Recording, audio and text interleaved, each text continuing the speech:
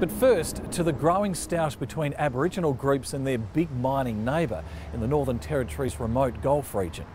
Glencore has only just managed to contain a combustion problem which broke out at its McArthur River mine a year ago, dousing the local area in toxic smoke. Now, residents fear that contaminants from the mine are polluting waterways and affecting fish stocks. Jane Bardon reports. Last year, the world's largest bulk concentrate zinc mine cast a pall over the Gulf of Carpentaria. Glencore's McArthur River mine started belching toxic smoke as iron sulfide in its waste rock dump ignited on contact with the air. Indigenous clans in the area demanded action. That's why they gotta fix it up now. Fix it up now. The spontaneous combustion took the company by surprise.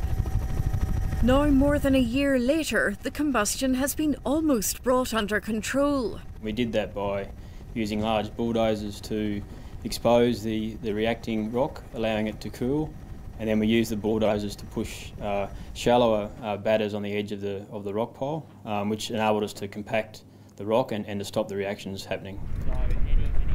Mine staff can now walk and drive on the rock pile, and a temporary clay cup has been placed on top of it.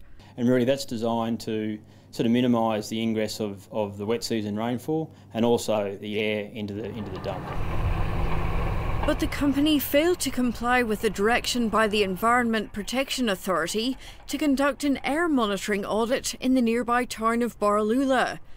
The multi-billion-dollar company was fined $700. We thought it was very disappointing and nothing seemed to be happening of any substance. And as I said, we issued the show cause, followed by a penalty, and then issued the audit again. Glencore hasn't found a long-term solution to prevent the iron sulfide in the dump from getting wet and turning into corrosive sulfuric acid. All of our monitoring is indicating we don't have any acid forming to date, and I suppose the key is that we just continue to keep monitoring and improving the methodologies for how we manage the waste dump. The risk of heavy metals leaching from the waste rock dump into the McArthur River and its tributaries isn't the company's only water problem. In its report last October, the independent mine monitor employed by the Northern Territory and federal governments reported seepage and leaks from the waste rock pile and tailings dams. Sulphate at double the allowed level was picked up in testing downstream of the mine. And lead above acceptable levels has been found in small rainbow fish. The slurry comes out from the plant in the white pipe, and then we have these black polypipes, which we call spigots, where we then deposit the tailings onto the surface of the dam. The mine says it has since improved its water management by reducing the level of the tailings dams and catching dust off its trucks. We've had no exceedances of any of our trigger limits at SW11 through this last period, through the last wet season. Despite the mine's assurances that its water testing regime shows it's safe to eat fish out of the McArthur River, many members of Borroloola's indigenous clans are still worried. We have big bush tucker along the river and along the coast side. Now we cannot touch that anymore because we don't trust the mine.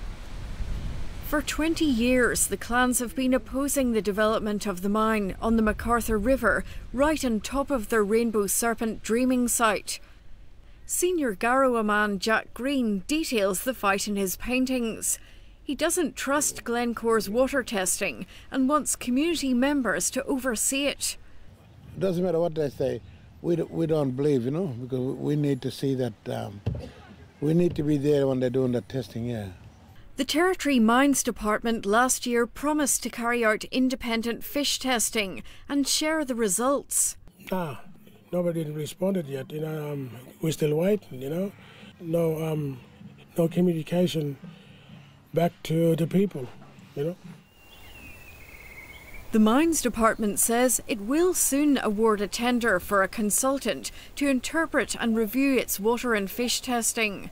In the meantime, the health department has advised people not to eat fish more than 3 times a week. Glencore has also been ordered to start 24-hour monitoring for heavy metals and acidity downstream of the mine. Because it's constant monitoring, what it means is that although you might go down there one day and everything's fine and go away thinking everything's great, it means that if there's an exceedance, it's reported and it's known. Community leaders are considering raising their own money to pay for independent tests. We have to find our own way to get this monitor testing from our locals. The EPA has told the mine to submit a new environmental impact statement explaining how it will manage the waste rock dump and seepage. It could take another 2 years to complete. It's about maintaining our social licence to operate, so making sure we don't hurt anybody on the site, making sure we have our community on board with us, making sure we have our environmental side of things under control. Yeah, I'm really worried because it takes too long, you know. If you make a promise, we should get onto it straight away and say, right, let's do it.